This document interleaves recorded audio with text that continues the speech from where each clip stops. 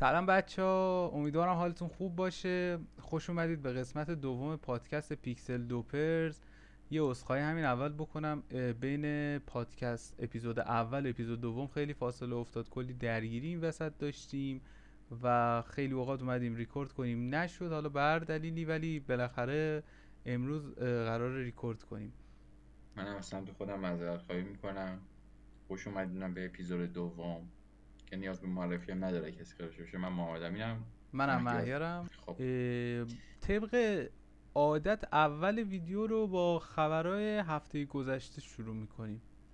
فقط یه چیزی که هست، ما از حالت معمول به قبلتر رفتیم. مثلا یه هفته یکم آره، خبرهای یه قدیمی کوچولو تر رو داریم بیشتر شد. میگیریم به خاطر اینکه نیومده بودیم خیلی وقت و اینجور چیز.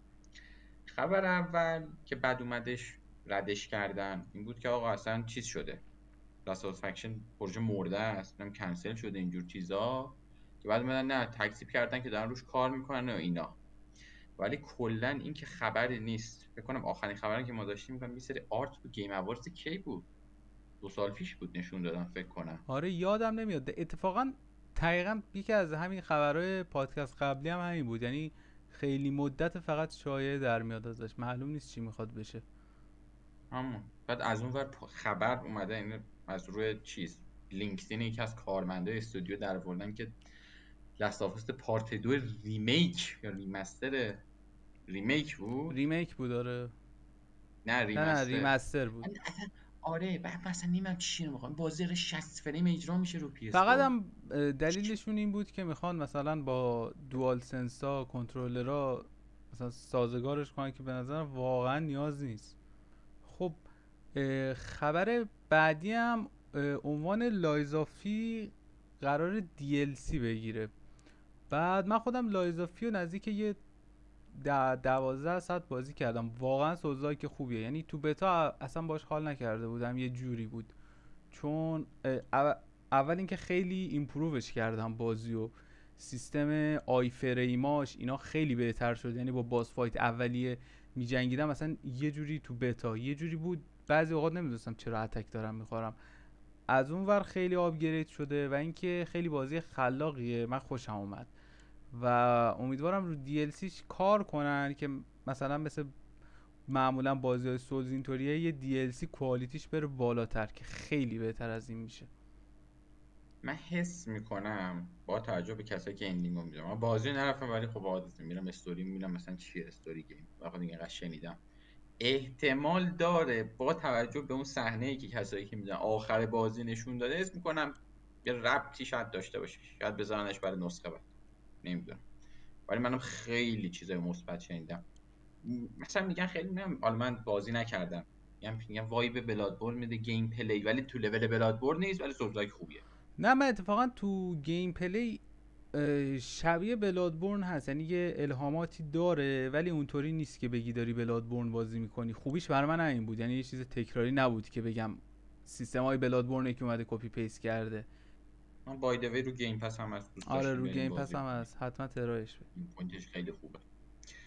خبر بعدی هم این بود که دیگه دیل هم که بسته شده، جلوتر حالا آره، باز خبر رو میگیم، ولی پیشا پیش میگیم که دیل بسته شد به طور کل. بین ولی اومدن اعلام اکتیویژن کردن و که ایکس باکس. ایکس باکس، ولی فعلا گفتن که قرار نیست مودرن وارفر 3 که هنوز ریلیز نشده و دیابلو 4 به زودی بیان رو گیم پس. آره، و حالا بعد به چه یه جوریه. چیزی که هست، اینا جزو خیلی میفروشه اون شرکت با این، و همون اصلا عجیب بود برای من اصلا بخوام بذارن رو گیم پس. ولی خب گیم پس یه کاری که میکنه با رایت گیم هم همین کاری کرد، یه سری پرک بهت میده اگه گیم پس داشته باشی، که حس میکنم سر ورد آف وارکرافت همچین کاری بکنن، چون اکسپنشنش چند وقت دیگه فکر کنم مثلا بلیسکانه. میارن.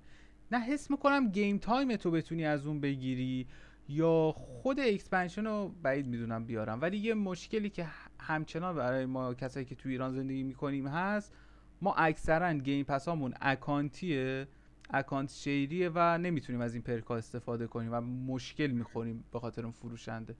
این هم هست، یعنی در هر ببین صورت یه نمیتونیم چیز ما ممکنه زیاد بکنن، الاسکو آنلاین هم موبایل دیگه، اگه آره، ام ام او میگم موبایل ام قاطی ام کردم، او. ام ام او مثلا بیان اینطوری کنن که آقا اکسپنشن آخر رو نمیذاریم تا قبل اونو میدیم، آره بعید بعد نیست، اکسپنشن این بعدی کارو اومد زیاد اینو انجام بذارن میدن. یه دستش تایمی دیگه، چون اصلا من خیلی ایمو دستنی نمیگیرم آورده بودن گیم پس کل اکسپنشناشو میتونستی بازی کنی، حتی نه مثلا بجز اکسپنشن آخر از این کارا میکنه. اون دوران اوج گیم پس هم بود، اون سالهای اول بود. ولی الرسوز آنلاین هم اونچنان ام ام اوی نیست که بخوان مثلا مردم دنبالش باشن و بخرن. فنای بیشتر الرسکرولز و کسایی که هاردکور ام ام آره او دیگه، بازی بعد بیادم پی سی میاد گیم پس خیلی میاد، باز کمک الدر میکنه به خود اسکرول رو بازی. دستینی رو خود کنسول هم هستن، ولی آره همون روشی که رو پی سیه شاید خیلی هم مانور نداره روش ایکس باکس. حالا بعد چی میشه. بعد یه خبر جالب تر که فیل اسپنسر اومد بعد اینکه دیل کامل بسته شد صحبت کرده بود توی پادکست، گفتش که عناوین به زودی نمیان. آره یعنی خودش گفتش من بخوام تاریخ بدم احتمالا که دقیقا درست باشه 2024. و چیز جالب تر اینه که در همین حین، یعنی چند روز بعد، یعنی چند روز قبل ما، کلهم رو استیم ترکید قیمت های بازی های اکتیویژن، یعنی آره سکیرو ترش افتضاح بود. اکتیویژن وحشتناک. خیلی افزایش قیمت خبر داد. دیگه هم که چیزی هم که گفته بود فیل اسپنسر و اشاره به اون تیشرتش، نمیدونم تو مراسم فکر کنم چیز بود، همون شوکیسشون بودش که یه دونه هگزن آی پی قدیمی اکتیویژن اینا اونو پوشیده بود، گفته بودش اتفاقا فکر کنم اسپری نایت دایو که ریمیک سیستم شاک و این انهانس ادیشن دوشو داره میسازه، اومده بود اعلام آمادگی کرده بود که ما مثلا میایم ریمستر هگزن رو میسازیم. ولی این خوبه که کلا یه سری آی پی قدیمی که دست اکتیویژن بودن الان احتمالش هست برن سراغش سنی که الان اومده ایکس باکس. از یه طرف خوب، از اون طرف هم اینه که پروژه های زیر دست ایکس باکس همینطوری روز به روز داره بزرگتر میشه، بعد یعنی زیادتر میشه و خبرایی هم ببین نمیشه ازش. آره اونش خیلی بده. الان مثلا هلنا قشنگ همون، معلوم نیست ولی خب چی میدونی داره چیه، میشه هل چون بلید. اینقدر بزرگندم در راستای هم کار میکنن، باید ببینی چی باز در میاد. یعنی مثلا میبینی باز خروجی یکی مثلا آره میشه من حالا اوکی استارفیلد اون چیزی که شاید بگن توقع داشتن نبود، ولی من به نظرم خروجی خوبی بود. فورزا موتور اسپورت اوکی بود خروجی. حالا یه ردفال بگیم یه مثلا چیز ردفال های میشه. فای راش که خیلی های خیلی فای راش هم آره دقیقا های فای راش هم جالب اینه مثلا توی کار اخیر ایکس باکس صحبت میشه همین. همینجوری ببین هیچ آخه میدونی چی اشاره به های بود، فای حس کردم راش چون به خاطر که نمیکنه. مارکتینگ نداشت و گیم و همون شب کنفرانس معرفی کردن اینطوری شد، یعنی دقیقا. خیلی بازی خوبیه. اصلا اصلا من برام آخه اصلا تعجبه. قشنگ بخوای تجربه خودم رو بگم، صبح پاشدم دیدم همه دارن در مورد یه بازی صحبت میکنن مثل های فای راش، مثلا نمیدونستم چی، رفتم سرچ همون کردم اصلا تازه فکرم دیدم گم شد، مثلا یه بعد چیز اینقدر عجیب بحث غریبی بود. کاندیدا میکنم. اوکی بازی بدی نیست، ولی به نظر من کسی که داره فاینال فانتزی 16 رو میذاره تو کاندید گیم اف دی واقعا به های فای راش جوش بذاره، واقعا بازی بهتریه. خب خبر بعدی هم مدلای جدید PS5 معرفی شد که قشنگ یه جورایی انگار PS5 پورتیبل، قطعاتش دیسک درایوش جدا میشه، بعد اندازش کوچیک‌تره، وزنش کمتره، حافظه داخلیش هم از 800 گیگ شد 1 ترابایت، دو تا پورت یو اس بی سی داره جای یه دونه و وای فایش هم از 52 هرتز شد 6 هرتز که اصلا به کار ما نمیاد، ولی خب آپدیت کنسوله. و یه چیز جالبی که داشت این، چون قطعات همه رو باز کردن، تو اگه بخوای یه نسخه دیجیتال بگیری واسه بقیه مثلا باید پول بدی. مثلا اون دیسک درایوش میشه $80، پایش هم حتی باید پول آره بدی. این چیز ببین خیلی کلهم عجیب بخوای غریبی حساب بود. کنی فکر کنم الان دیجیتال $50 گرونتر شده اگه اشتباه نکنم. بعد این پورتیبل شدن یعنی میتونی اون دیسکو جدا بخری، به نظرم خیلی چیز مهمیه، چون دقیقا فکر کنم من و محمد امین یه تایمی PS5 خریدیم. ما یه شانس بدی که داشتیم تو گرونی خریدیم، یعنی 26 تومن برای من شد. بعد دیجیتال گرفتم اون تایم دیسک خورش بود چیه؟ 32 تومن، 6 تومن اختلاف قیمت بود سر همون. من اصلا یعنی دیسکور به کارم نمیاد، ولی خب یه موقعی شاید آدم خواست دیسک یه بازی رو بگیره، ولی الان هیچ ببین جوره فایده نداره. اگه مثلا رو همین کنسول هم یه چیز میشد دیسک مثلا درایور دیسک نصب کرد، ببین من آره حتما میگرفتم. مثلا میگم من الان منم همونطوری شد، بعد الان ولی مثلا یه هم 3 4 تا بازی PS4 دارم. مثلا پرسون رویال داره گیم پس میره، بعد این وردم اکانتش نیست. پی اس استورم که گرون کردن، استورم شده استیم اونجا هم اوضاع خیته. میبینم اینم دیسکش چنده مثلا دیسک بگیرم، ولی خب اصلا نمیتونم. آره بعد آقا مثلا میشه کارهای بال کرد. یکی تو ردیت نوشته بود آقا شما Elden Ring رو میتونید PS5 بتون رو آفلاین کنید، دیسک رو بندازید، ورژن 1 رو بازی کنید. یعنی اونی که رادان مثلا باف بود همچنان کلی تغییرات داشت، آیتم دیسکریپشن ها عوض نشد. خیلی کارهای بالی میشه کرد با دیسک، ولی متاسفانه هم قیمت شانس ها همونطوری کنسول بود دیگه، هم گرون قیمت خورد به دیسک تور ما نتوسه. خودش هم مسئله. یارو من یه چیزی آره میگم، پرسونال رویال اینا قیمتش اصلا کم نیست دیسک. آره نه دیسکاشون خیلی گرونه، ولی خب یکی دو تا گیم هست دیگه آدم بخواد دیسک آره. داشته باشه، ولی در خب کل خبر بعدی هم که لوردز آف فالن اومدش. به به. سهام چقدر شرکت منتظر ریخ، این گیم بودم. نمره ها پایین بود، پرفورمنس که تو بگو. من یار پرفورمنس ویدیو رو برام فرستاد قلم گرفتم. با پرفورمنس اصلا رو کنسول استاتر داشت، مگه میشه همچی چیزی؟ بعد بعضی میگفتن اصلا آنپلیبل رو بعد ببین کنسول. اصلا بازی خیلی مثل واقعا اینکه عجیب غریبم سخته. ببین اون آره بعد میدونی آخه تصمیمشون که عجیب بود، شما میخواستین یه بازی ریبوت عملا دیگه. خب آقا اون دنیا رو بیخیال میشدین، شما این همه دارین هزینه میکنین، هم کار میکنین، بیان روی یه دونه تایتل جدید. چرا اینو میگم؟ چون یارو میاد لوردز آف فالن رو بازی میکنه، خب بعد مثلا تو اینترنت میخونه آقا یه بازی قبلا بوده، اینا مثلا از دوره ساختن، میخواد بره قبلی رو بازی کنه. حتی این بازی هم یه بازی پرفکت باشه میره قبلی رو بازی میکنه میبینه این چه آشغالی بود شما ساختین. یعنی اومدین از تایتل یه بازی فیل شده ورداشتین از دوباره فیل کردین. خب بابا چی کار دارید؟ اصلا من ول کنید. خیلی یعنی بعضی اوقات امیدوار گیر شدم. میدن. تریلر جالب میزن، این حالت که دوتا دنیا داره، ولی یعنی پرفورمنس که خیلی افتضاح. یعنی قبلا گفتی پی سی، واقعا دیگه خیلیه رو آره کنسول. پی سی مثلا رو ببین کنسول میری من اوکی دیگه، اصلا نمیفهم، کنسول به هم خدا الان من دیگه حس خراب شد. میکنم، واقعا دارم میگم، من اول فهم کردم ایفر سریز رو راست میگن دیولپرها که واقعا یعنی علاوه سخت افزاری ضعیفه، ولی الان حس میکنم واقعا از کمکاری ایناست.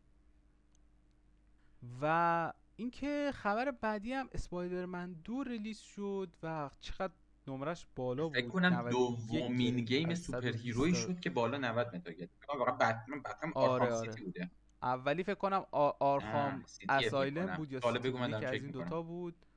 آره بعدش بعد اسپایدرمن 2 شد که خیلی ها گفتن بهترین بازی ابرقهرمانیه و واقعا هم یعنی آخه می چی رقیباش به نظرم آنچنان الان رقیبی نیست. یعنی بتمنا که تقریبا آرخام خوابیده سیتیه 94. فرانچایزش.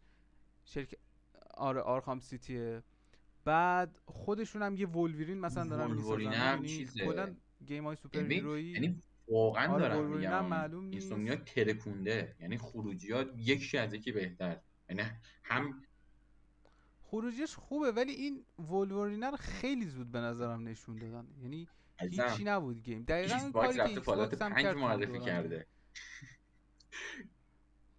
ببین الدر الاسکرول اسکرولز 6 قرار 6 اون زودتر بیاد، مسئله اینه. گفتن بهش تا دو گفتن فالات 5 کی میاد بعد الدر اسکرول 6. داداش اون گیمه اصلا معلوم نیست کی میاد، چون به اومده یه چیز بدتر معرفی کرد. آخه میدونی من چرا میگم اسم خوبه؟ الان نگاه کن ببین مثلا بگید اصل گنده های چیز، نه مثلا خوب بگید این بودنش بلو منم پوینت یه خیلی به خروجی نظرم خوبه. داشته، دیمن سورس چیز ناتیداش خروجی نداشته، سانتا مونیکا یه خروجی داشته گادافار، ولی اینسومنیا 2 تا خروجی یه داشته خروجی با چه کیفیتی. ببین من خودم بازی نکردم ولی میگن مراحل فرش خیلی خسته یه کننده است قبلی همچنان منم مثل دوتا اسپایدرمن نسخه گفتم. قبلی. و آره مپ بزرگ شده ولی خالیه تقریبا. این خیلی بر من ناامید کننده بود، چون 2018 رو که تو فورس بازی کردم واسه داشت از رو پلاس میرفت سری خواستم تمام کنم بره، زیاد مراحل فری نرفتم ولی مراحل فریش هم جوری نبود. یعنی حس سوپر هیرویی به آدم نمیده، بیشتر اسم کارگر داری، مثلا باید بری یه سری برو کار اینجا انجام این بدی. برای اینو مثلا و آزاد مپش کنین، هم کمپو بزرگ بزن آزاد آره کن. دقیقاً مپش هم انگار بزرگ کردن که محیط داشته باشن مثلا واسه خود بازی، هیچ همچین فازی بود بعدش. ولی در کل خیلی نظرات مثبت رولوگو بود. خیلی خوش یه اومده چیزی بود. که من اه، آره پرولوگش هم خیلی خوششون اومده. حالا من اصلا هیچ آیدیایی ندارم، کلا هم من به همه چی عنوان رو کسی که میوت مارول کردم دوست هیچی نفهمم ندارم، از ایشون منو بازیشون. کش بازی رو بگیریم نگرفتم هنوزم، موافقم که بازی خوب شد. نگرفتم چون پول ندارم، علاقه هم نداشتم پول داشتم، ولی پرولوگش خوب بود. واقعا پرولوگش خوب بود. خیلی سینماتیکه، یعنی حال میده. آها کلا اکسکلوسیوهای سونی خیلی اینطوری هم. و من اکانتم ولی نمیدونم کی میرسه دستم، از این شاپی گرفتم اونجا یه اکانت بعد بهم میداد، جاش گفتم اسپایدرمن بده، اونم شیکم درده، حالا معلوم نیست کی میده. بعد یه چیزی که اونم ناامیدم کرد، تایم خیلی کم بازی بود. یکی از بچه‌ها تو توییتر امروز دقیقاً توییت گذاشت با 28 ساعت پلتش کرده بود. یعنی به خب نظرم مین واسه گیم چند ساعته؟ مگه اسپایدرمن فکر کنم 20 ساعت بود، نمیدونم یک نبود؟ به آها بابا نمیدونم، در کل کانتنتش به نظرم خیلی کمه در مقابل این همه هایپی داره. مثلا این بازیه که این همه آدم منتظرشون، به نظر من کانتنت کمی داره. نمیدونم. اون کلا که بهتر از آب بستن بشه، یعنی واقعا آره اون که 100% قبول دارم. ترجیح میدم یه ولی آخه مثلا 15 یه ساعت مین استوری خوب داشته باشم تا 35 ساعت با سایت کوستش رو بر. اون آره، ولی تو وقتی میای به یه بازی لیبل مثلا جهان باز یا جهان گنده میزنی، بعد به نظر من کانتنت ارائه ندی این آخه وسط میدونی چیه، چیزه. تو بیای مثلا یه اسپایدرمن هم بازی خطی بساز، من نصف مشکلی ندارم. بازی به سوینگش که مثلا حال میده است، بیان کوچیک کنن چیزی نمیشه که. اما میدونی مثلا چیکار کنن؟ اسپایدرمن کنم PS2 بود، نمیتونستن در بیارن که مثلا کل شهر باز باشه. فکر کنم منطقش این بود یه گاز سمی پخش شده، تو فقط رو پشت اونا میتونی بری، پایین شهر نبود. حالا مقدار آره منطقی آره آره بود یادم بودا، اونو. ولی خب مپو کوچیک کرده بودن دیگه. ولی الان خیلی چیز منطقی نداره. نه اونجور بهونه ها که نمیشه آورد، ولی خب من میگم مثلا شما اینقدر تایم برده، من حاضرم یه سال منتظر وایستم، ولی خب 100% پتانسیال گیمو بگیرم. اینطوری هم هست. الانم که میگن خیلی دیولپ هم طولانی. خب برای خبر بدم، یه بازی که من مشتاق بودم، من سیزار اسکایلاین یک رو دوست دارم، مثلا بازی کنی، بازی خوبیه، ولی دو اومده. اولا که قرار بود کنسول و پی سی تو یه تاریخ بیاد، بعد کنسول تاخیر زدن. بعد پی سی قبل اینکه بیادش استودیو اومده گفته عزیزان بازی مشکلات فنی داره، من دارم اخطار میدم دیگه. علنیه، یعنی بازی تاخیر میخوره، استودیو قبل اینکه دیگه نمیتونه جمع کنه. قرارم پدرمو در بیارم. اوکی خودم میگم بازی مشکلات فنی داره. خب حالا مشکلات فنی من فقط میخوام براتون بخونم. بازی رو سیستمی که کورای 9 13900 داره با AMD 7900 روی بالاترین تنظیمات گرافیک اولترا، بگی حالا های اولترا 4K داره 7 تا 12 FPS میده. اصلا این بازی با چه متر و معیاری؟ من نمیدونم. مثلا توی یه شرکت بزرگ پروداکتی میخوای بدی، یه تیم کنترل کیفی داری. اینجا من نمیدونم مثلا چه جوری این از این مثلا استاندارد رد میشه. بعد مثلا بقیه سیستم ها مثلا رو 4090 بازی روی 1080 های 38 FPS میده. 4090 رو رو بعد 6700 ریدن داره رو های 1080 18 FPS میده. اصلا مگه میشه؟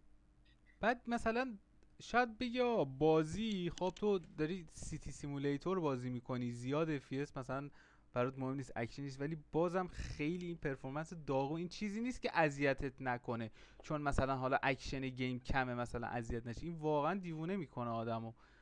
بعد چیزی هم که گفته بودن به خاطر مووینگ آبجکت های زیاد تو مپه، یعنی چیزای متحرک داینامیک آره خیلی به تو اون مپ متوجه میشم و زیاده. خیلی اتفاقات داره تو زمین کنه. بعد من تلگرام دیدم خیلی چیز اضافه کردم به گیم. دقیقا این ولی چیزی بود که باعث اوکی. شد بازی گاتام نایت CFS بشه دیگه. این مووینگ آبجکت هم دقیقا خیلی دارن اذیت میکنن، چون من شنیده بودم گاتام نایت تو کل شهرش یه سری چیزا هستن 24 داینامیکن، در حال چرخشن، همون باعث شده بود بازی مثلا FPS پرفورمنس خوبی نداشته باشه. FPSش هم فکر کنم لاک 30 بود. ببین من مشکل با سی ندارم، بازی داره رو ولی دراپ ریدن میشه آره. 6700 18 FPS میده رو های. اصلا بازی نیست مثلا نه بگی این که های اصلا اولتر. مشکل از پایه داره. بعد واقعا این به اینو نظرم دارن میدن و میفروشن دیگه، واقعا مسخره است.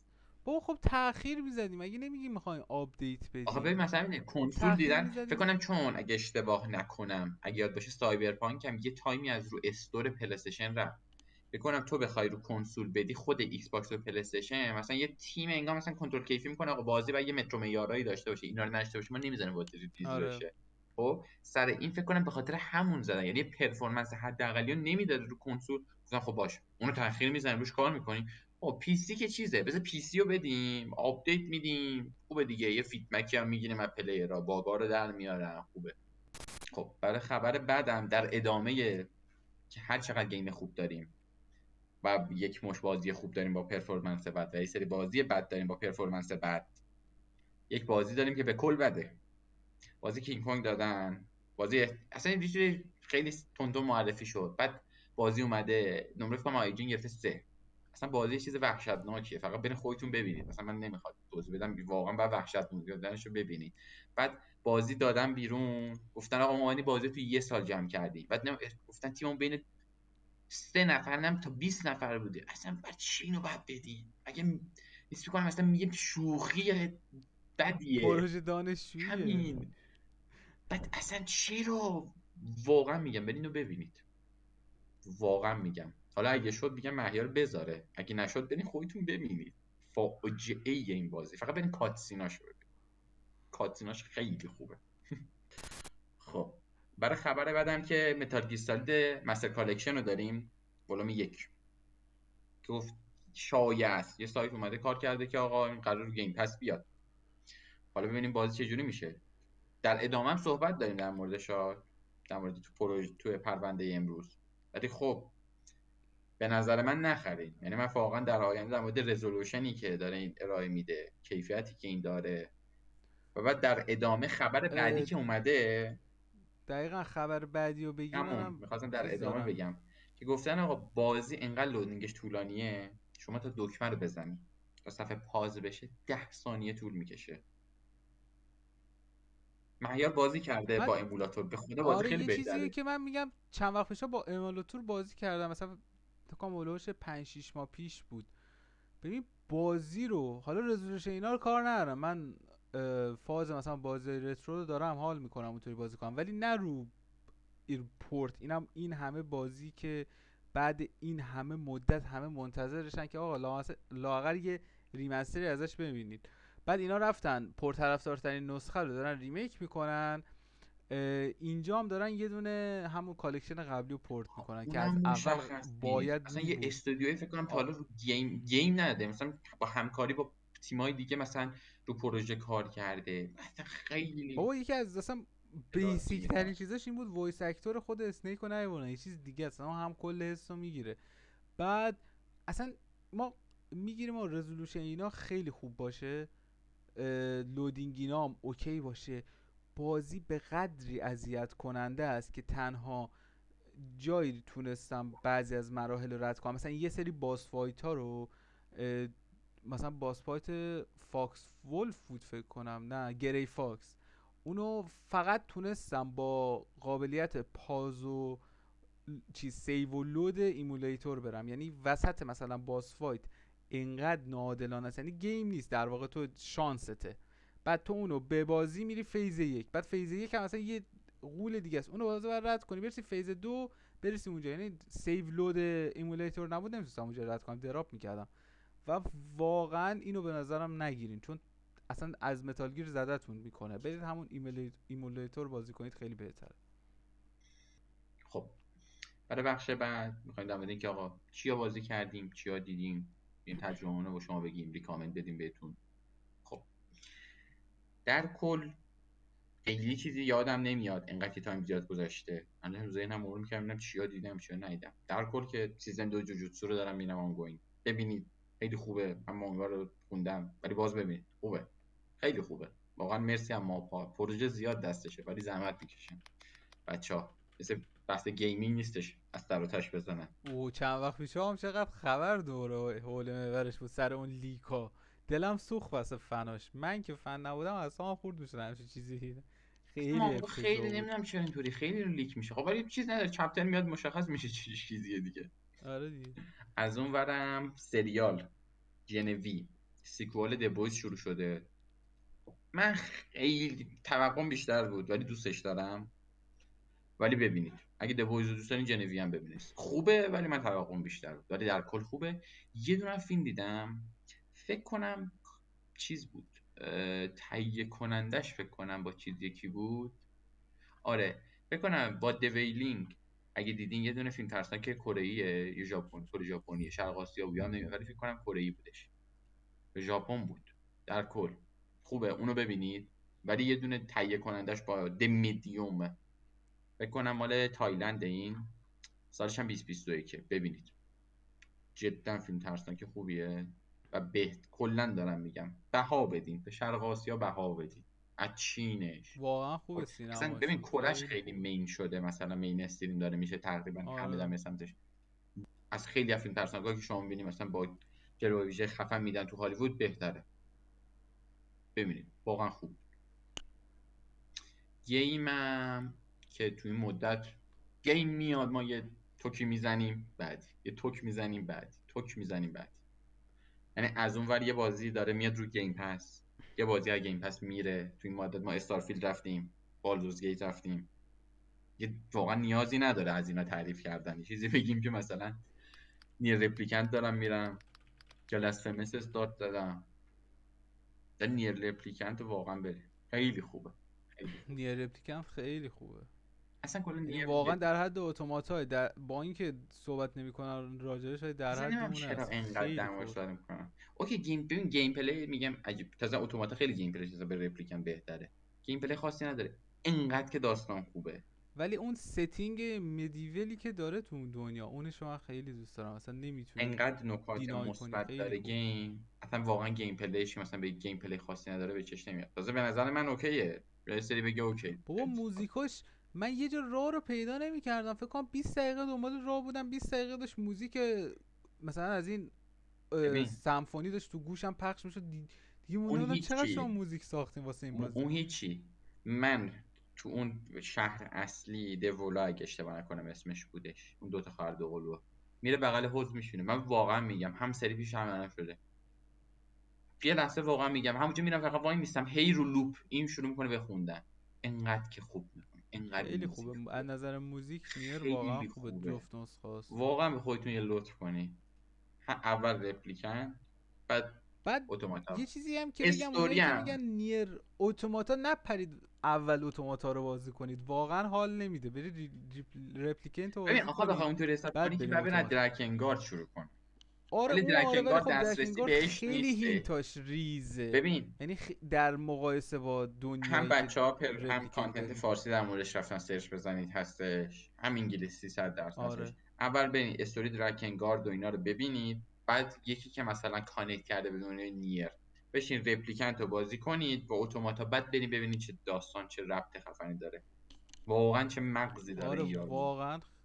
یعنی مثلا به پری اتوماتا رو بازی کنی اوکی، میگی چقدر بازی خوبیه، ولی اون تأثیری روت نمیذاره که چه دنیایی ساخته طرف، الان به کجا رسیده اینا، خوب متوجه نمیشین.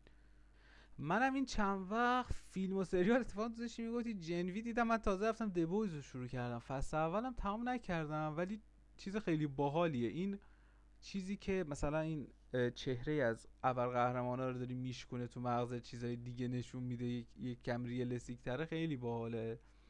اینو دوست دارم. بعد یه کاری هم که کردم، بروتو رو مانگا و انیمش رو با هم شروع کردم. بعد یه چیز جالبی که داره، من همیشه مثلا یه مشکلی که با مانگا انیمه داشتم این بود که سر اتک آن تایتان همینه، سر جوجوتسو کایزن همینه، مثلا میبینم انیمه داره میاد ولی مانگای تموم شده، یه همچین وایبی، مثلا مانگای خیلی جلوتره. بعد بعضی اوقات برای من میدونی پوینتلس 2 سال منتظر بمونم انیمش بیاد بشینم نگاه کنم. مثلا همین اتک مثلا فصل 4ش رسید به همونجا رفتم بقیه‌اش رو خوندم، حالا مثلا کامل اندینگو میدونم فلان. بعد یه چیزی که بروتو داره، مانگا انیمش خیلی با هم فرق میکنن. یعنی چطوریه تو مانگا بهت اصل داستانو میگه، تو انیمه برات مثلا بکگراند میسازه. اینش رو خیلی دوست داشتم، مثلا بخوان اینو درست استفاده کنن تو همین سند، بنظرم آخه خیلی چیزی پیشرفت میکنن نداره، نسبت به چیزی که آخه چیز انیمه چی. فکر کنم من مانگا هم خیلی صنعتش کنه، ولی انیمه خیلی جهانی تره به قول گفتنی. خب آره خیلی 100%، مثلا ولی اوکی میخوای انیمه رو اینطوری معمولا برعکس کنی، بود 2 تا همیشه انیمه دیگه، یعنی همزمان تو بساز. مثلا میگم یه دونه بساز، بعد یه دونه سیزن، مثلا یه حالت سیکوال بساز، یه چیزی تو همون ورد بک‌گراندشو بده. که آخه انیمه خب الان انیمه مثلا یه ساید چیزی باشه، که مانگا اینه، مین باشه، خب مسخره است. نه ساید نیستا، انیمه به اون قسمت مانگا میرسه ولی خیلی بیلداپ داره که برسه به اونجا. یعنی تو مثلا یه چیز بیشتر میخوای از اون داستانی که خوندی، میری ما انیمهشو میبینی. من اینشو دوست داشت. بیلداپ خوب. هانتر ایکس هانتر هم خیلی طول میکشه مثلا به جای خوبش برسه، یا خیلی مثلا بیلداپ میکنه تا برسه مثلا به قسمت اصلی، ولی خب همش خوبه. بروتو اصلا خوشم نمیاد. حداقل خب خیلی هم ندیدم البته. با تو که کلا ناروتو هیتری، اینتر اصلا نیستم، با بحثش اون میره خوب جدا. نیست. الان من میکشت بمیر واقعا. گیم و اینا هم خیلی گیم بازی کردم. اساسین کرید میریج رو بازی کردم و من دارم حال میکنم با بازی. یعنی اون یه کوچولو چیزی که میخواستم نیست، ولی بازم از اودیسه که آخرین اساسین که بازی کردم، والهارا از سمتش نرفتم، از اودیسه که بازی کردم 10 جلوتره به نظرم. بعد آرمور کورد رو بازی آقا کردم، اودیسه ما فکر همش کنم میگم از آرمور میریج کورد هم حتی آرمور کورد. بدتره. شاید آره با فکر کنم اودیسه، مثلا تو لول اودیسه سیندیکیت، یا سیندیکیت هم حتی از اودیسه نه بهتره. با سیندیکیت من خیلی دوست دارم. مثلا ببین سیندیکیت یه چیزایی داشت که الان مثلا تو اساسین کرید میریج هم نمیبینیم. سیندیکیت مثلا با انوایرنمنت میتونستی تو فینیش کردن ها ارتباط برقرار کنی، خیلی چیز بالی بود اون دوران. ولی نمیدونم چرا اصلا یوبیسافت یه تایمایی یه سری قابلیت ها رو که اضافه میکنه رو ور میداره. این اصلا چیزایی بود که تو سیندیکیت رفت. من اودیسه به نظرم اصلا اودیسه ریسکین اوریجین بود برای من. یعنی قشنگ اون تو مصر بود، این تو یونان، همون ستینگ بود، همون وایب بود، فایتینگ همون، اصلا یه جوری بود بازی برای من. بعد آمورد کورم بازی کردم تا چپتر آخرش هم خیلی دوستم تمام کنم، تایم ندارم. استارفیلدم هیچی فکر کنم مین کوست نرفتم، مثلا نه فقط رفتم دو تا آخه شهر رو ببین، آخه گشتم. چیز نداره. من آره خودم من شاید 10 12 ساعت بازی رو رفتم. اصلا نمیرفتم اتفاقا. مثلا یکم چیزه، من بعد قلقه برام کوست سایت مثلا کوست رو انتخاب کنی ببینی مثلا کدوم سمت بری. من هنوز مشکل میخورم اینکه همه کوست ها رو ببین نشون بده یا فقط اون کوستی که مارک کردی. چیزش خیلی رو مخه. یه چیزی که استارفیلد خیلی بر من رو مخه اینی که یو ایکسش واقعا بده. یعنی مینی مثلا مپ و سفینه من ساختن بهت اتفاقا نمیگه اوکی باید ام. چیکار کنی. من اوکی نه ام. نه مینی مپش اوکی ام. اینی که تو سیاره نمیدونی کدوم شهره کدوم نیست، اصلا هی بعد بری دونه دونه تست کنی انقدر ببینی لودینگ یا این گذاشتن. شهر هست مثلا آره دیگه، بعد اون لودینگش هم هی تو باید بری. من مثلا یه شهر هست نیان سایبرپانک، نه اونو اون یهو رندوم هیچی. پیدا چرا کردم نیو گفتم آتلانتیس 4 تا پارته؟ اونو دیگه نمیدونم واقعا. واقعا گلگیجه میگیرن. آخه میدونی مثلا خیلی میگم از این نظر خیلی سخت، خیلی گم میتونی بشی تو ببین گیم از یه نظر اینکه مپ نمیتونی بود پیدا کنی میگفتم راحت. اوکی. مثلا دیوسکس منکای دیوایددم خب، مثلا یه مپه، ولی هی بعد مترو سوارشی بریم مثلا از این جای مپ به اون جای مپ. اوکی برای یه شهره. خب این اصلا خیلی عجیب غریبه. اصلا اون مپ داره، این اصلا من میگم بعد مپ نشون. ولی کلی مشکلات داره اضافی. حالا اینجا مثلا جاش آره نمیشه ولی بگم، صبح ولی یه بازی تموم چیزی که کردی میتونیم روش صحبت کنیم. همچنان بعد به نظر من آره چون بازی مالی بستاره بذاریم تایم بدیم. من حالا فال اوت خیلی یادم دقیقا نمیاد، سنم کم بود مثلا رفتم همش خیلی کم. ولی من اگه اشتباه نکنم یکی از این یوتیوبرها هست، انا اسمش یادم ولی کلا خیلی ویدیو طولانی میسازه مثلا چند ساعته. فال اوت رو یه سال بعد اینکه دوباره اومد دوباره ریویو کرد، دوباره حالت ریویزیت کرد، دوباره ریویو کرد بازیو که انقدر بهتر نه شد. اینی که میخواستم بگم این بود که استافیلد خیلی مشکل داشت، مشکل گیم دیزاین داره اصلا، نه مشکل مثلا پرفورمنس اینا. ولی یه چیزش که هنوز بتزدا تونسته پیاده کنه اون یعنی چی میگن، از راهت منحرف شدن وارد یه دنیای دیگه سایت شدن. مثلا کوست یادم توی ببین اون آره سایت وردش کوست توی خوبه، یعنی اسکایریم یهو هنوز میرفتی اون ورد رو توی میتونم خوب در گنگ. بیارم. آره ورد و قشنگ در میارم. مثلا من از یکی کوست گرفتم بخوام برم مثلا اون یکی سیاره، بینش 3 تا سیاره بود، تو سیاره اول گم شدم، مثلا وارد یه گنگ شده بودم، افتضاح. مثلا اون کوست یادم رفت. اینش رو هنوز میتونه خوب در بیاره.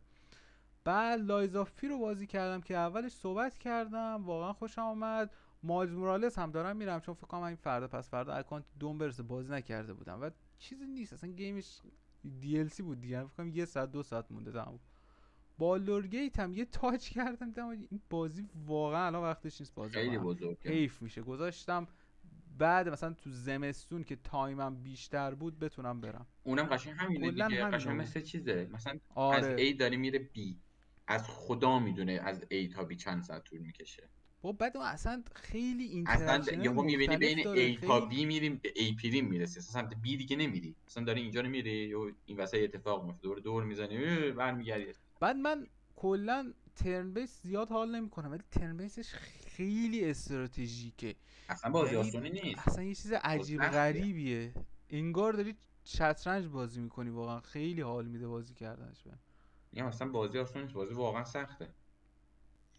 خب برای بخش سوم که دیگه پرونده این هفته هستش، میخوام در مورد کلا مقوله ریمیک، ریمستر، پورت، ریبوت، اسپای من در آوردی مثل دیفینیتیو ادیشن، چی ادیشن، اینا صحبت کنیم درباره انیورسری ادیشن، همون 100 تا همه اسم چیزایی که چی اشاره میگن میکنم، یه اسکایریم داره. لیست کردم هر چیزی که به ذهنم رسیده در آوردم، اسمای من در آوردی و نمیدونی اصلا چیه. حالا بگو تو. خب اولی میرسیم به پورت، که پورت در واقع تبدیل کردن یه بازی به یه پلتفرم، کنسول، حالا هر چیزی که سازگاری بخوره. مثلا بازی رو از رو کنسول میاری رو پی سی، پورت میکنی که بتونی رو اون بازی کنی. چیز تقریبا ساده ایه، چون هیچ دیولپی روی بازی انجام نمیده. حالا من دیولپر نیستم، 100% پورت کردن بازی یه سری کارا میبره، یه سری پروسه ها میبره، ولی به در اندازه اون سه تا آره در مورد دیگه مقابل پیش میده بقیه نیست. خیلی ساده تره، که جدیدن رو همینم کلی داریم مشکل میخوریم. یعنی مثلا دلمون به این خوش بود، اینم داره مشکل میخوره. نمونهش پورت لاستافاس دقیقا. فاجعه‌ای بود واقعا. یعنی قبلا میگفتی اوکی دیگه پورت ریمستر دیگه 100% تضمینی اوکیه دقیقا دیگه همون بهتر میشه، کمترم ولی بچه‌ها زحمتشو کشیدن واقعا. خب مورد بعدم که بخوایم اشاره کنیم ریمستره. ریمستر کلا وقتی به شما میگن ریمستر، اولین چیزی که به ذهنت میرسه اینه که اوکی گرافیک بهبود پیدا کرده، یا FPS تکسچر ها بهتر شدن، یا رزولوشنت رفته رزولوشن بالا. بهتر شده. دقیقا. قبلا رو کنسول 720p بوده، الان میایم 1080 مثلا چیز میکنیم اینجور چیزا. ولی در کل حالا من نمیدونم چقدر مثلا میشه گفت که مثلا میگم رزیدنت ایول 4 مثلا رو پلی استیشن 2 رو بودن رو PS4 چقدر این رزولوشن تاثیر داشت که مثلا همونو ایکس باکس مثلا رد دد ایکس باکس 360 میندازی رو ایکس باکس رو ایکس باکس سریز ایکس مینداختی خودش آپ اسکیل میکرد و اف پی اس و اینا رو میبرد بالا، اونقدر تاثیر داره یا نه؟ نه آپ اسکیل بعید میدونم هیچ وقت در مثلا مقایسه با یه دونه ریمستر خوب عمل کنه، ولی خب هر کدوم کیفیت آره خودشو داره. ولی مثلا دارم میگم الن ویک واقعا اومدن قیافه ها رو عوض کردن. حالا ممکن تو این مسئله یه چیزای کوچیکم عوض کنن به قول گفتنی، دقیقا حالا من آره، اشاره یه یادم رفت تاچی بکنم، مثلا ممکنه ممکنه یه بکنن، سری آیتم ها، یه مثلا المنت، یه فرآیند ویژگی یا ولی یه چیزی که کلا یه بخش گیم خیلی عوض کنن. مهمه گیم کدا همونه، یعنی اینو دست نمیزنن. آره بیس گیم عمدتا تو ذهن وقتی آدم میاد همونه، گرافیک بهتر شده، اف پی اس بهتر شده، تکسچرها بهتر شده، کلا اینه. خب بعدی هم که ریبوته، که یه جوری در موقع یه تایتل جدیده، ولی دنیا میاد از اول، یه دنیای جدید، یه استوری لاین جدید ارائه میده. ولی خب میتونی همون گیمه، یعنی 100% همون گیمه، میتونی متوجه شی. مثل مورتال کامبت جدیده، که مورتال کامبت جدید هم خیلی قشنگ این کاری کردن، یعنی هم به داستان بازی وصل میشه، هم به سیاست خود شرکت. اونایی که مثلا اگه نمیدونید، مورتال کامبت هر سگانه در واقع یه جوری ریبوت میشه، و این آخرش هم خیلی قشنگ جمع کردن. یه همچین چیزیه مورد بعدی هم که مورد آخر باشه ریمیکه. که زیاد اصلی پیش ترین همین ویدیو در واقع دقیقا هر چقدر نسل قبل، نسل 8 نسل ریمستر بود، این نسل ریمیک، خدا میدونه نسل بعد نسلش چیه واقعا. دیگه ریمیک هم که داره میباره دیگه. آقا گیم اصلی عمده مواقع باز داستان همونه، دست نمیزنن، صرفا این گیم پلی رو به روز میکنن، از بیس گیم رو دقیقا. میسازن، گرافیک رو خیلی بهتر میکنن. ریمستر ممکن در رزولوشن و یکم مثلا تکسچرها و اینجور چیزا باشه، یکم قیافه رو عوض کنن. به طور مثلا اسپایدرمن یا مثلا الن ویک، اینا مثلا فیسا رو اومدن عوض کردن. حالا باز الن ویک خیلی مشهورتره تا مثلا اسپایدرمن، صرفا آره اومدن برای اسپایدرمن گیم فکر کنم اصلی. مثلا چیزای چی میگن رسمی و اینا هم بود، فکر کنم اون اکتورش قرارداد آره دیگه آره نداشت، یعنی همچین چیزایی هم بود در آره واقع. فیسشو کلا عوض کردن. کلا ریمیک اینه، خیلی هم به گوشتون آشنا، نمونه‌هاش هم زیاده. امسال ما 2 تا ریمیک خوب داشتیم، رزیدنت اویل 4 دد اسپیس ریمیک. نمونه‌های دیگه‌ش هم که مورد انتظار باشه فاینال فانتزی 7 ریبرت داریم که جز چیزایی که داستان عوض شده. دقیقا. یعنی تا اول پارت یک یکیه، تا بعد اندینگ یهو عوض شد. ایگلی ریبرت هم داستانش عوض شد.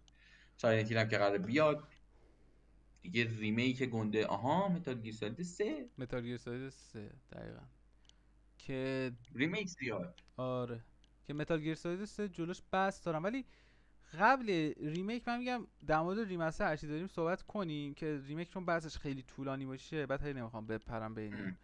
بعد خب یکی از خوبیای چیز من خودم شروع میکنم، یکی از خوبیای ریمستر اینه تو تایم درست با ریمستر درست میتونی یه فرانچایز رو برگردونی رو زبونا.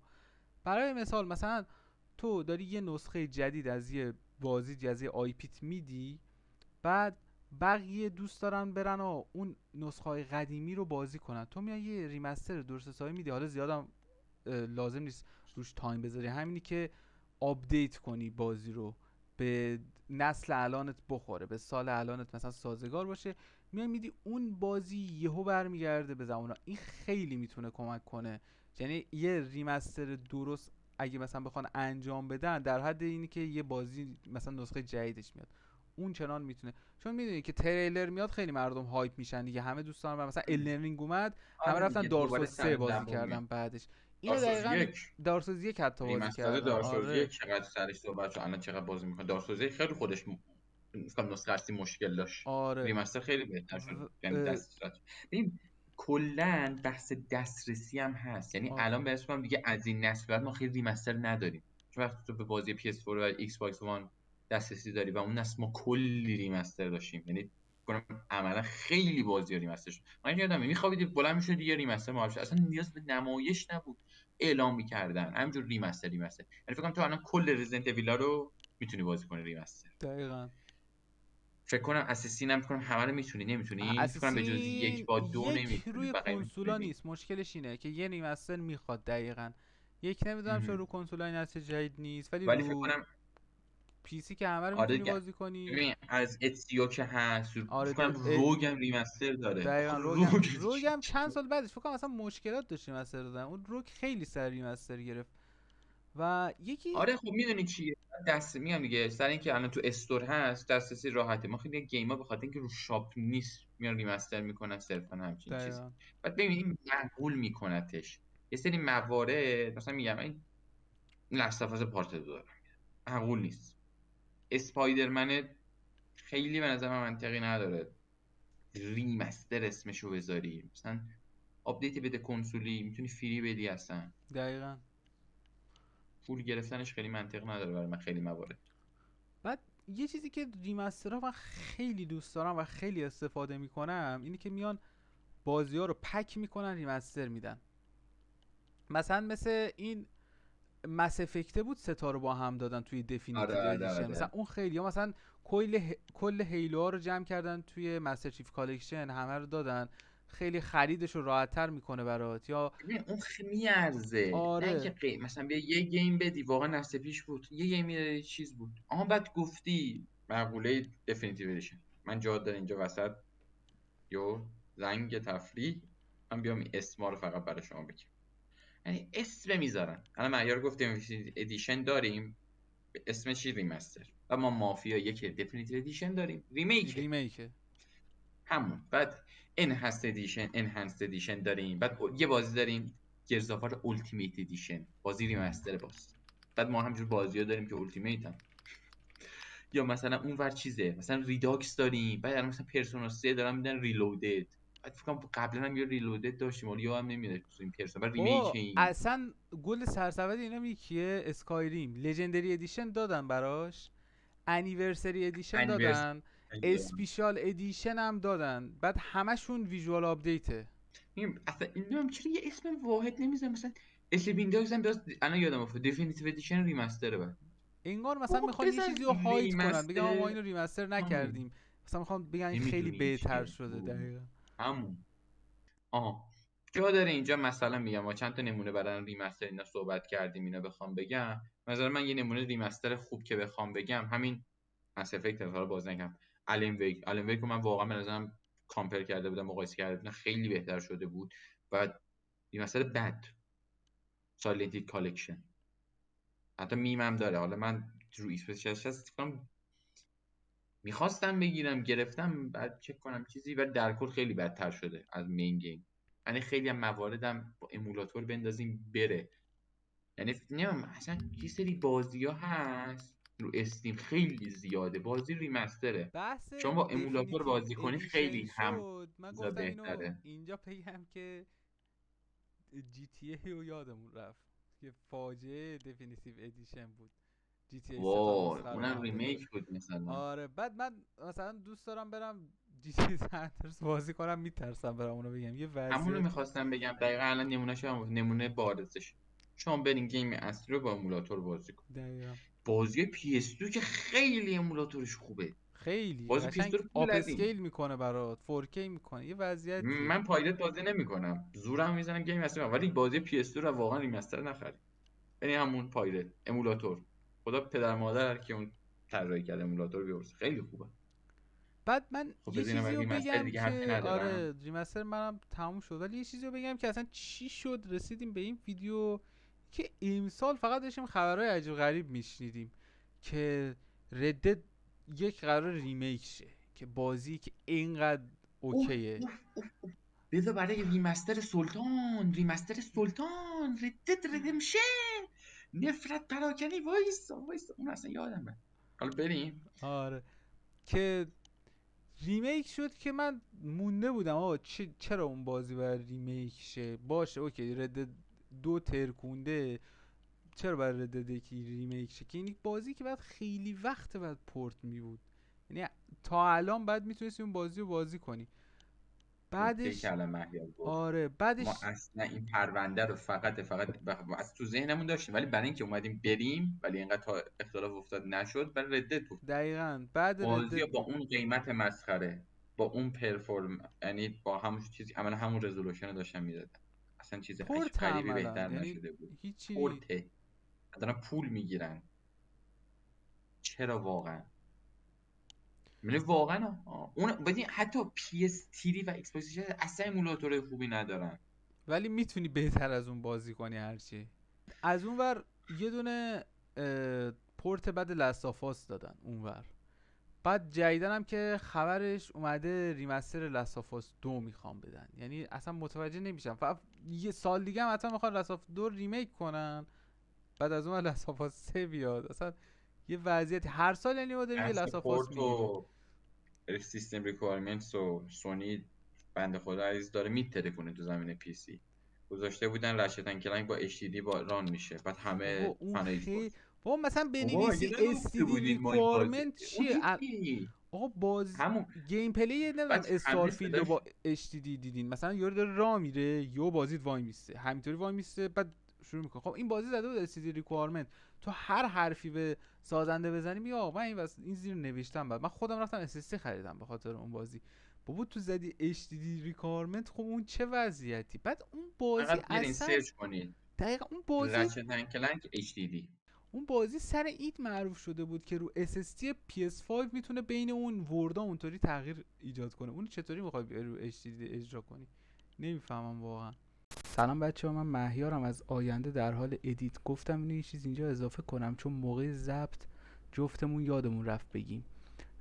بازی رشتن کلنک موقع ریلیز در واقع سونی گفته بود که نیاز به SSD نداره و بعد از اون مشکلات و اون فاجعه‌ای که پیش اومد الان بخواین برین چک کنین داخل استیم زده SSD require، یعنی در واقع بعد از اون مشکلات اضافه کردن. اینو گفتم اینجا بگم که یه موقع ابهامی پیش نیاد. خب در مورد ریمیک هم بخوام، یعنی بحث خیلی طولانی، یعنی بیشتر بحث امروز در مورد ریمیکه و ریمیک چیزیه که جدیدن خیلی بولد شده ولی اصلا چیز قدیمی نیست. مخصوصا واسه دوران مثلا نینتندو کیوب و 64 و اون دوران که بازی ها می اومدن انصاری کنسول بودن، بعد سازگار با همون سخت افزار بود. بعد یهو تو اون دوران خب پیشرفت تکنولوژی خیلی سریعتر نسبت به الان بود. یه کنسول دیگه می اومد، مثلا اون قبلی جلوش هیچ بود، می اومدن آقا بازی رو ریمستر میکردن که بتونن رو کنسول‌های جدیدم بازی کرد. یعنی قشنگ تاریخ ریمیک برمیگرده به اون دوران، بیشتر هم سر بازی‌های نینتندو بود اگه بخوایم به اوایلش برگردیم. و یه چیزی مثال خیلی معروفش آره که الان عمدتا بازی کردن رزیدنت اویل یک. یک شما دقیقاً. فکر می‌کنیم بازی همون بیس گیم قدیمیه ولی اون اصلی نیست، اون ریمیک تازه اصلی. یعنی اول سرچ کنید رزیدنت اویل یک چجوریه تازه که اون بعد ریمیکشه. ریمیک حتی توی چیزم نیست، توی سینما هم هست. یعنی حتی فیلم سایکو آلفرد هیچکاک هم ریمیک شده بود. اصلی ترین مشکل ریمیک ها اینه که آقا تو دقیقا یارو یکی تو ردیت حرفش همین بود، میگفت آلفرد هیچکاک مثلا سایکوش ریمیک شده، ریمیک بدیه، من میرم آقا برای خودش رو نگاه میکنم. ولی تو ویدیو گیم این اتفاق اکثر مواقع نمیفته.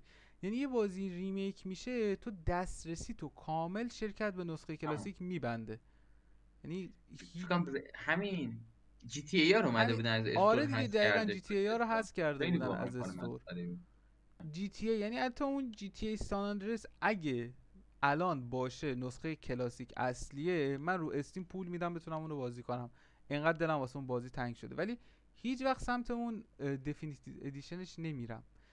بعد دقیقاً. تو اصلا داری یه بازی ریمیک میدی، من به عنوان یک کسی که خیلی پیگیرم، من میخوام بیام دوتا بازی تو با هم مقایسه کنم. دقیقا کاری که سر رزیدنت اویل 4 ریمیک یاد باشه کرده بودم، داشتم کلاسیکر رو سریع اسپید ران میکردم ببینم مثلا کجاش با هم فرق کرده. اما میخوام بدونم این بازی که تو ریمیک کردی از چه نظر تغییر کرده. تو بعد میری اون نسخه کلاسیکر رو کامل حذف میکنی، دسترسی منو میبندی که من بیام مجبور بشم نسخه ریمیک تو رو بخرم. بعد ببین یه داستانی که هست اصلا اینکه آقا ما ریمیک نیاز هست یا نیست. خب مثلا میگم رزیدنت اویل 2 واقعا ریمیک خوبیه. آره خب حالا یه سری شاید بگن اصلا سروایوالش اینا رو کم کرده اینجوری، یه سری فنای خود رزیدنت اویل شاید نقد داشته باشن بهش، یا خود همین 4 که میگم بازی آسون کرده. حالا من بازی نکردم اورجینال، ولی مثلا اون اوکیه. یا فاینال فانتزی 7 ریمیک میگیم اوکی، بازی ترن بیس بوده، الان اومدن گیم پلی رو بهتر کردن، دستی بهتره، خیلی فرق کرده. خب اینو باز متوجهم. ولی مثلا حتی رزیدنت اویل 4 هم باز بازی خوب شده، هم این خوبه هم اصلی خوبه، ولی آقا پلیبله. آره گیم واقعا هم پلی هست. خیلی داغونی داره نه چیزی. یکم دید تو اسپیس کامرا ممکنه مشکل داشته باشه رزیدنت اویل 4، ولی نه آره اونطوری که ببین منم نتونی برام بازی سخت کنی. بازی کردنش ولی پلیبله. دید اسپیس که واقعا باز قابل بازیه، واقعا پلیبله، خیلی بازی راحت. لستافاس یعنی به یه جایی هم دیگه اینطوری شده که اوکی یه لیبل ریمیک بزنیم.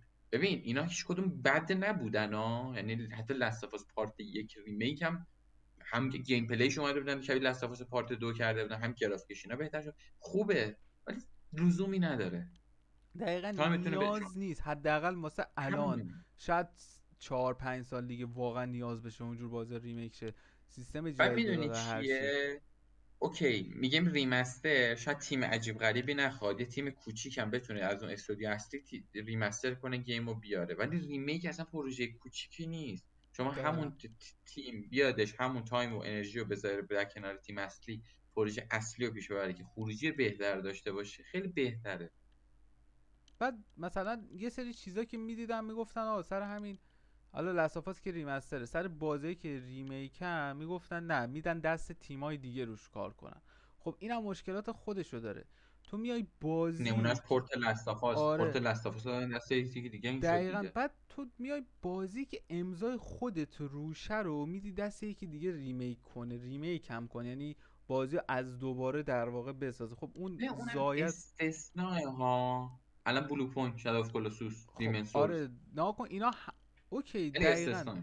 آره ولی یارو تقریبا میشه گفت بلو پوینت الان تخصصش تو همینه دیگه، یعنی شرکتی که همین کار رو انجام میده، ولی چند نفر مگه مثل اون پیدا میشن؟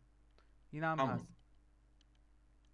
یعنی در واقع اون نیرو، اون وقت، اون بودجه که تو داری میذاری بتونی بازی جدید بسازی، یا اگه شرکت گنده هستی بازی جدید در حال ساخت داری، میتونی همون رو بهبودش انجام بدی، در حالی که اصلا کلا بازی ها تقریبا میشه گفت همشون نیاز به بهبود دارن توی همین سال اخیر، یکی دو سال اخیر رو داری آره میذاری همین بین صرف. PS4 PS5 اختلاف کم نیستش از لحاظ پرفورمنس، ولی چقدر ارزش داره یک آپدیت $10 نهایتا یک آپدیت رایگان. نه اینکه بازی که واقعا میگم یه سری چیزا رو واقعا به نظر حداقل به نظر من، به نظر شخصی من، هیچ بازی ایکس باکس از پی اس دیگه نسل 7 به بعد نیاز به ریمیک نداره.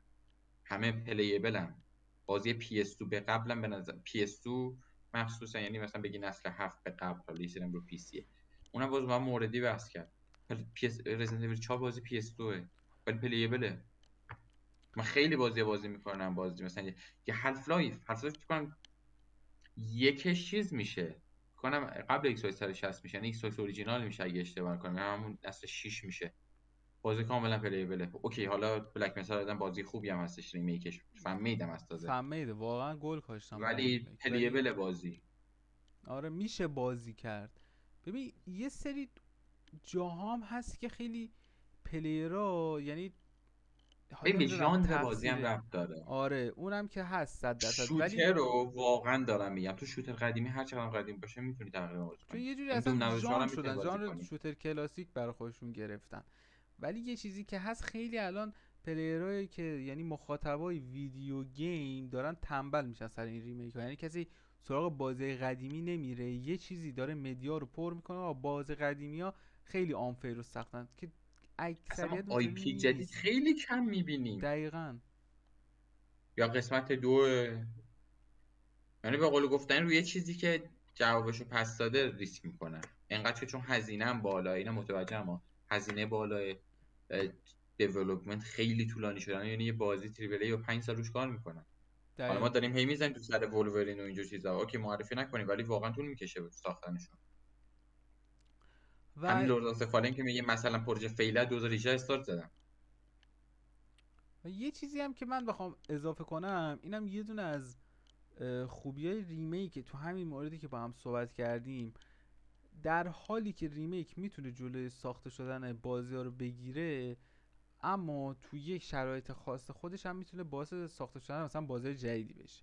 برای مثال الان فاینال فانتزی 7 ریمیک شد، بازی کلا عوض شد، الان داره دنباله میگیره. این من خودم فن فاینال فانتزی 7 اون سری نیستم، ولی اگه سر یکی از بازی خودم اتفاق بیفته واقعا خوشحال میشم، چون میتونم، البته ببین کیفیت هم خیلی مهمه، نمیگم هر آره چیزی. ببین آخه ولی میدونی چیه، یکم مثلا حرف درست داریم، مثال چیز بود، مثلا بخوام مثال خوب بزنم به طور مثال دارم میگم، الان سایلنت هیل خیلی سال ساخته نشد. آره دقیقا. خب اگه سایلنت هیل 2 ریمیک جواب بده، اینا میتونن احتمالاً برن سراغ نسخه جدید یا برن ریمیک قبلی ها. ببین میدونی چیه، حالا من گفتم رو تضمین و ریسک، یه آی پی خیلی سال نساختن، بیان یه گیم خوبش رو ریمیک کنن برای اینکه ببینن آقا چقدر میفروشه، این به دقیقا. نظر من خوبه.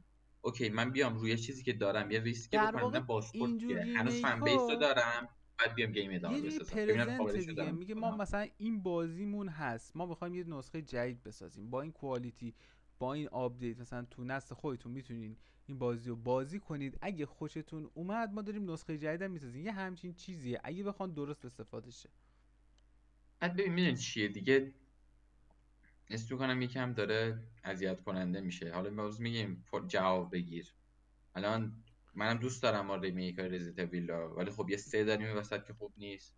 الان فاینال فانتزی خیلی خبر ریمیکاش داره میاد، یعنی فکر کنم اول خبر ریمیک ما 9 داریم، خب ولی نه من آره. ریمیک 8 رو شنیده بودم فکر کنم. من دوست دارم و منم خب بعدم نمیادش، بهتره از برم ترن بیس قدیم بازی کنم، ولی خب نمیدونم، میگم خیلی استفاده وایب درستی، خوبی اگه هم نمیده. استفاده درست و غلطش خیلی مهمه.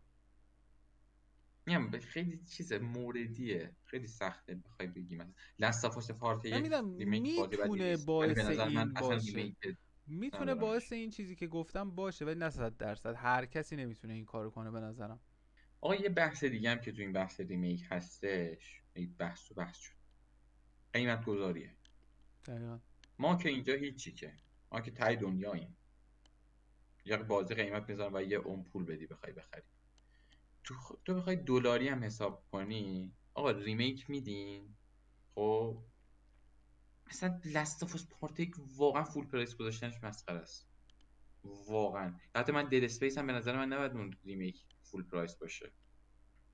مثلا بریم گیم اصلی ببینیم این گرافیکش صرفا بهتره. بعد آخه تقصیر گیم مخاطب نیست پلی هم شما خیلی دارین ایمپروو پول شده. زیاد خرج میکنین رو چیزاتون، تصمیمی که خودتون گرفتین. بعد برای بازی که وجود داره دارین یه نسخه بهتر میدین، بعد میخواین پول یه بازی مثلا در واقع پول یه بازی تازه ریلیز شده میگیرن ازت دیگه. همون. و میدونی مسئله چیه؟ مثلا میگم قیمت خوب بخوام مثال بزنم براتون، کرش کالکشنه 3 تا گیمه $40. خیلی خوبه، خیلی خوبه. 3 تا گیم که داری میگیری $40. متروید پرایم $40. من نمیگم دیگه $20 بذارن، $40 $30. اوکی میگیم $30 هم قیمت نسل قبله. خب $40 دیگه. $40 $50 منطقیه. فول پرایس نگیریم واقعا.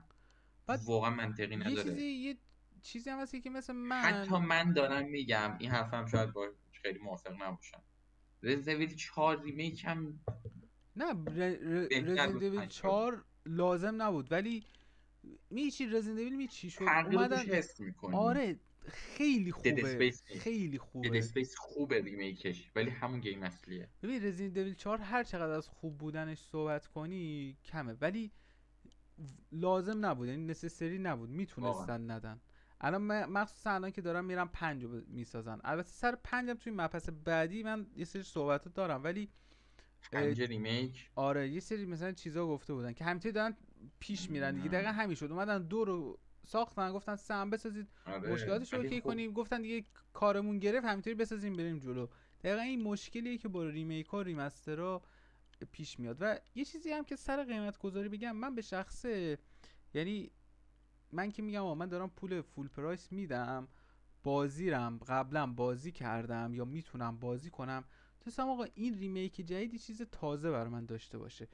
برای مثال مثلا من وقتی میبینم از دور فانال فانتزی 7 رو ریمیک میزنم، وقتی میبینم کانتنت جدید دارم، مثلا یه بازی که قبلا بازی کردم و میگم آقا ریمیکش به من کانتنت جدید میده، خیلی مشتاق تر میشم نسبت به خریدش تا بگم آقا همون بازیه از دوباره مثلا ساختن تحویل من دادن. یا همون رزیدنت دیویل 4 که این همه تغییر کرده، کلی لول دیزاین عوض شده، بیس همونه ولی خیلی تغییراش واضحه.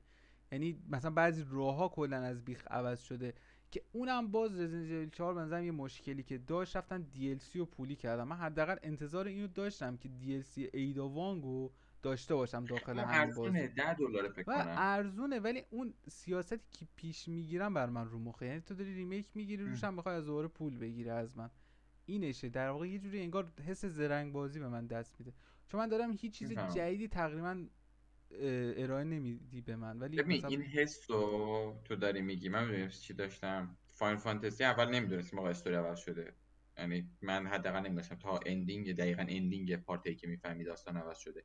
من بعد گفتن پرسیدیم گفتن 30% گیم اصلی و این رفته صرفا بزرگش کرده. من دیدم خدایا یه بازی کردین 3 تا پارت، دقیقا آره یعنی یا هر پارت رو $60 میخرین، $180. چه کاری نمیخرم وای میسم تا نسخه آخر بیادش همه رو تو یه کالکشن 100% میدن. خب یه مبحث بعدی هم که هست، یه گیما مثلا گیمای قدیمی که ریمیک میشن یا مثلا ریمیک لازمن، یه سری مشکلاتی دارن که توی گیم دیزاینشونه. یعنی نمیتونی با آپدیت درست کنی، نمیتونی با ریمستر درست کنی، بیس گیم و مشکلات داره و از ریمیک ها انتظار میره این مشکلات گیم دیزاین رو بتونن مثلا چی میگن اوکی کنن، یه گیم خوب بدن. برای مثلا ریمیک شادو آف دی کالیسوس ریمیک خیلی خوبیه، ولی کنترل اسب و کامراش همچنان مشکل بازی اورجینال داره. میدونی این آره کامرا همونه. آره دقیقا کامرا اسبش همونه. یا مثلا خیلی ها میگن رزیدنت دیویل 3 خیلی کوتاهه و این که حذف آ... اون اصلا واقعا مسخره است. بازی 6 ساعته. هم فکر کنم هم مثلا تو یه سری گیم من ها هستن یادمه دی ال توی یه سیش فکر کنم استریم طولانی کامل دیده ترن. بودم بازی رو، یعنی یه استریم نشستم هم پاش آره دیدم 6 کامل ساعت. دیدم. و هم. مثلا برای مثال دارم میگم من مثلا یه بازی که بخوام بگم این گیم دیزاینش باعث شد دراب کنم، خیلی اتفاق میفته برای من. مثلا اسینکرید اوریجین، این بازی هیچ جوره به ریمیک نیاز نره و اگه یه روزی خب مثلا توی تایمی بگن اسینکرید اوریجین داره ریمیک میشه، من میخوام اون گرایند الکی که بازی داشت، چون جزو گیم دیزاین بدش محسوب میشه، تو برای اینکه بتونی برسی به لول هم لول انمیای استوری باشی، بعد بری یه سری کوست تکراری انجام بدی، گرایند کنی، لولت بیاد بالا، بتونی بازی ادامه بدی. همچین مشکلاتی که نمیتونی با آپدیت حلش کنی یا مثلا بعد پچ بدی فیکسش کنی، که اصلا بازی استوری اینطوری نیستن. اینا رو حداقل دوست دارم یعنی توی ریمیک چیز نسخه بهبود یافته ببینم از توی گیم دیزاینش. حالا میتونه تو همه چی باشه، خیلی میتونه گسترده باشه، مثل همون کامرا اس باشه، یا مثلا بزرگ کردن یه بازی، مثلا یه پر و بال دادن بهش، یا میتونه همچین مشکلاتی هم هست کنه. چون گرایند خیلی توی بازی استوری مود میبینی اذیت کننده است، مثلا گرایند بد بعضی اوقات میذارن. ببین میدونی چیه این لول دیزاین رو گفتیم، مثلا دارم میگم و الان یادم افتاد ومپایر ماسکرید بلادلاین ریمستر که نشده، اون بازی مینه، بازی مشکلم زیاد داره تو، چه لول دیزاین چه چیز. ماد دادم فیکس کردن آقا، دقیقا. یه جای یه لول دیزاینه، یه سری تونله، یعنی فاضلاب، تونه فاضلاب خیلی سخته، خیلی سخته، تا یه جایشو معقول رفتن، یه جایش در مخفیه میزنی به تعمیر. خب اینو الان مثلا آقا اینو از یه دونه، نه اینو الان که با یه ماد آره با یه درستش ماد میشه کردن. فیکس کرد، ولی خب هر کسی سمت ماد نمیره، بعضی اصلا آره نه نه نمیدونن، بعضی نه حوصله اون ندارن. که اینم هست. آره، ولی نه چیزی که فیکس بفهمید میشه موردی کرد، گفتم به من راه حل آره نداشتم. راحت میشه فیکس کرد. خب چرا توی ریمیک ها همین مشکلات فیکس نمیشه؟ ناکن یه چیزی هم که یعنی دوست دارم در واقع تو ریمیک ها ببینم اینه که هر سازنده، مخصوصا سازنده های برتر مثلا ویدیو گیم تاپ ها میشناسید همتون، همشون یه امضای خاصی توی گیماشون هست. مثلا من داشتم همون متال گیر یک رو بازی میکردم، اون سیستم گیم پلی که از کمبود و لیمیت اون سیستم های اون موقع استفاده کرده بودن، یه گیم پلی یونیک با خلاقیت داده بودن، خیلی به دلم نشسته بود. خب ولی بازی یه سری مشکلات داشت، به خاطر همون سیستم سخت افزاری نمیتونستن اون موقع 100% سازنده، حالا کوجیما اون موقع یه سری ایده داشت که آقا دید نمیتونست انجام بده.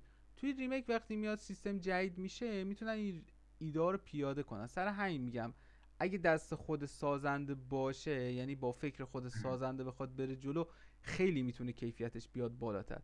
ولی از اون ورم یه چیزی که من مشکل دارم اینه که بیس گیم عوض نشه، که مثلا 100% الان در حال حاضر میشه، یعنی گیم پلی بازی همه مدرن میشه. الان یه موقعی بخواد ریمیک متال گیر سولید یک بیاد، بعید میدونم اون سیستم شوتینگش اونطوری باشه که بازی ایزومتریک تاپ دانه، بعد تو یهو این میگیری میره رو حالت فرست پرسن. میدونی اینه نه که اون احتمالا سوم شخص آره میشه دقیقا دیگه. احتمالا سوم شخص میشه، ولی اونی که اون بازی رو خاص میکنه نسبت به بقیه. چون اگه بخواید طبق مثلا گیم پلی های حال حاضر بری، تقریبا همه بازی دارن یه چیز بیروح شبیه هم میشن، و بخاطر تو این دور زمانه اون بازی قدیمی که اونقدر خلاقیت و اونقدر حس توشون به کار رفته، واسه آدم جذابه، یعنی یه حس ببین بازم رترویی میده به. میفهمم چی میگه، ولی باز بر موردیه، مثل فانال فانتزی اوکی دیفیکالتی گذاشتن کلاسیک ترن بیس میدی، ولی گیمو نمیتونن ترن بیس بدن. یعنی فانال فانتزی عملا ببین دیگه ترن بیس باید باش خدافظی کرد، ترن آره بیسی ولی که مثل فکر کنم تن هفت ریمیک بیس مثلا چطوری بگم، یه چیزی بین ترن ترن بیس بیس و پرسونا اکشن نداره، بود. یا مثلا قدیمی آره ها اتک انتخاب کنی، مثلا اسپی مثلا مانا مصرف کنه، اسپی مصرف کنه، ولی خب آیتم یوز یه بده. اتفاقی که میفته باعث میشه لگاسی اون بازی از بین بره، یعنی هیچ کی دیگه اون بازی رو نشناسه. مثلا دارم میگم الان به مثلا تا چند سال دیگه بهت بگم فانال فانتزی 7 به یکی، مثلا بگی فانال فانتزی 7، اولین چیزی که میاد به ذهنشون اکشنای مثلا اون بازی بوده دیگه، نمیدونه اون بازی مثلا یه ترن بیس بوده قدیمی بوده. میدونی اینجور چیزها رو از بازی ها خب میگیره، یعنی آره میگم فراموش میشه. اوکی میفهمم اوکی. الان اول ما سی آر پی جی بیشتر بودن، بعد شدن آر پی جی. الان سی آر پی جی اونقدر ما الان بالدرز گیت رو بخوای استثنا بگیریم، ما سی آر پی جی نداریم با اون کامera و اینا اصلا بدن، خیلی کم. یه الیس الیسیوم. دیسکو الیسیوم خب نه سی آر پی جی خیلی کم میسازن.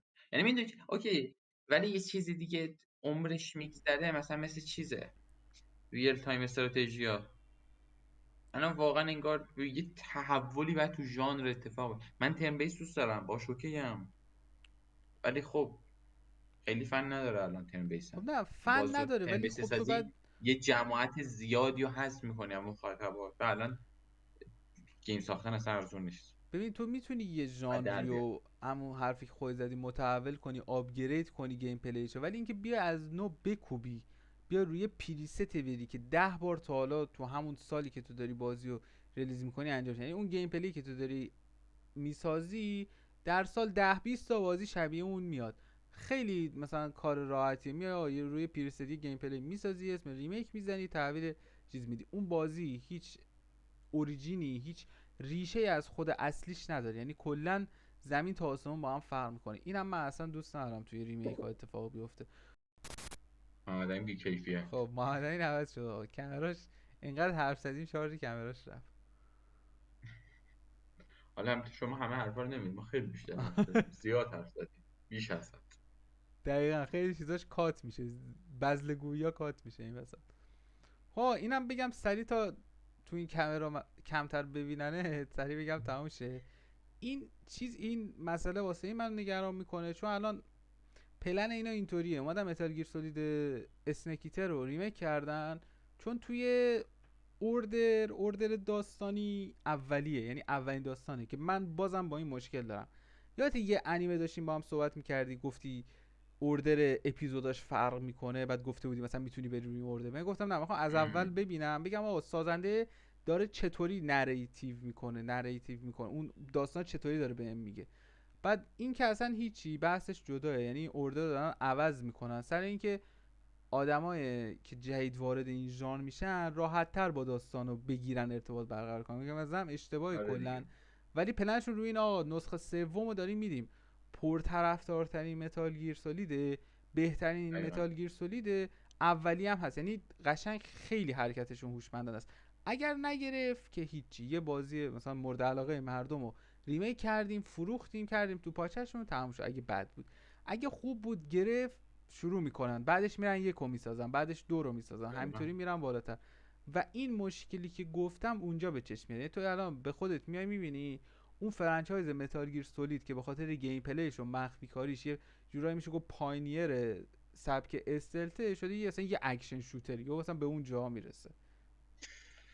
خب این بود پرونده این هفتمون.